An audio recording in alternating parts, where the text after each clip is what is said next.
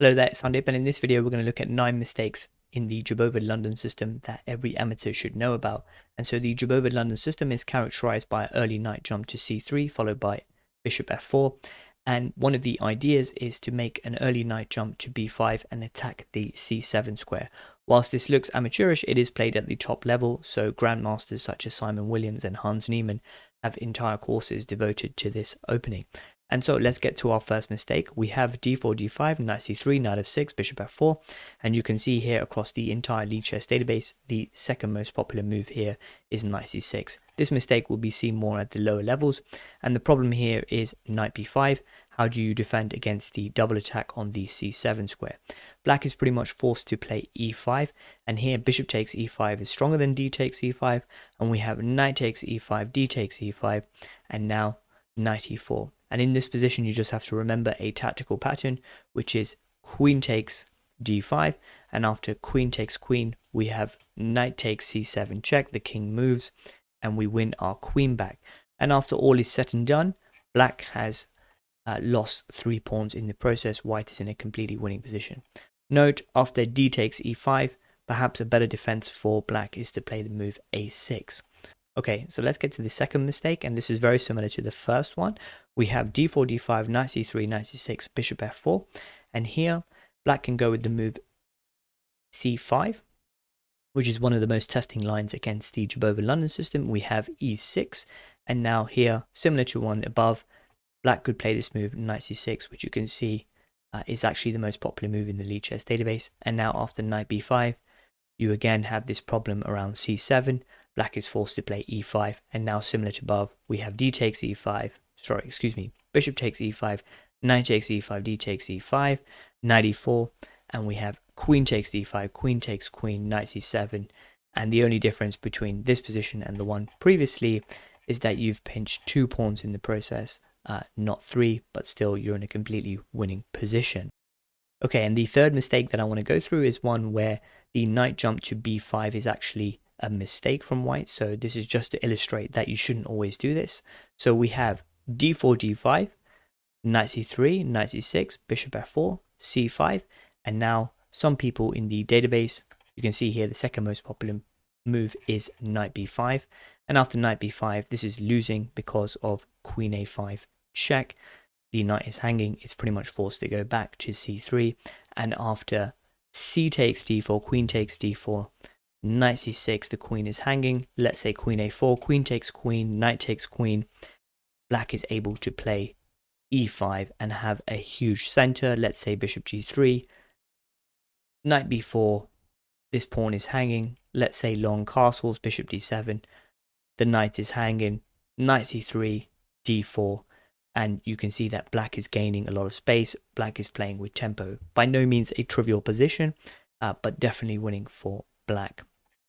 Okay, and the fourth mistake that I want to go through is again from white, and now we have d4, d5, knight c3, knight c6, bishop f4, e6, which is one of the main lines around the Jobava London system. We have knight b5, and here black can play bishop d6. We have, knight takes d6, c takes d6, and here let's follow out some of the most popular moves in the lead chess database. We have e3, castles, knight f3, knight c6, bishop d3, rook to e8, and here the mistake is castling, because after e5 the bishop moves, we are going to fork the material on e4. So we have e5, the bishop moves, and of course e4 forks the knight and bishop, and white is in a losing position.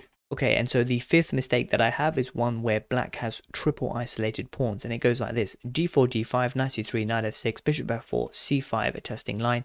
White can play e4, this is played at the top level, and now we have c takes d4, queen takes d4, knight c6, the queen is hanging, we have bishop b5, pinning the knight, we have bishop d7, the queen is hanging again, so we have bishop takes c6, bishop takes c6, and now e5.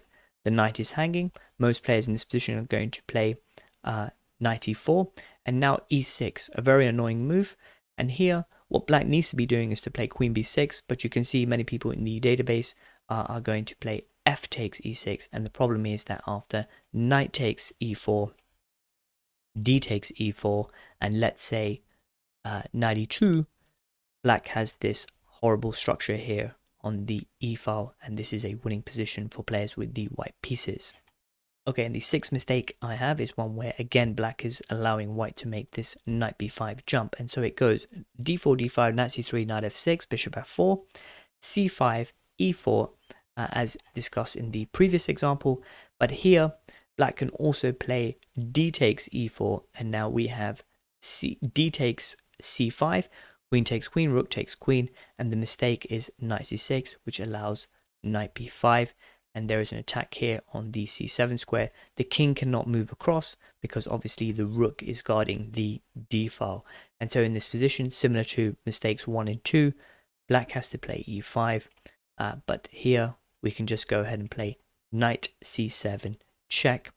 And now after, say, the king moves, we have knight takes rook and pawn takes bishop. But now the knight is getting out, and effectively black has gone down the exchange, a winning position here for players with the white pieces.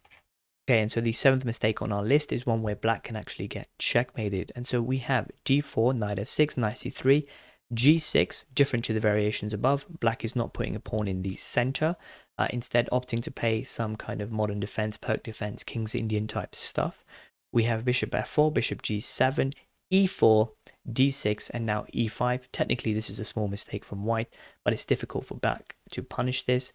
We have d takes e5, d takes e5, queen takes queen, rook takes queen, and now knight h5. The bishop is hanging, but we don't need to care about that because we can play knight d5. And if black chooses to take this bishop, we have knight takes c7 check. The king moves, never mind the rook, because black is going to get checkmated.